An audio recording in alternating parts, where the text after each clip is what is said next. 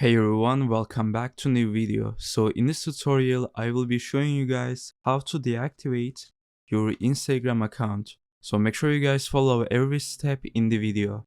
So first go to your Instagram account and then click on more.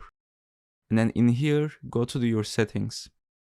And then in here, you will see the account center. Click on that. And then go to the personal details.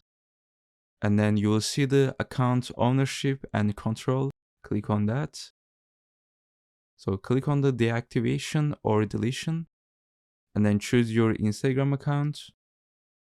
So in here we have two options. So you can either deactivate your account or you can delete your account. What we're gonna do is we're gonna deactivate our account. So click on continue. So and then in here you need to basically re-enter your password and then your account will be deactivated. So this is how to deactivate Instagram account. See you guys in the next tutorial.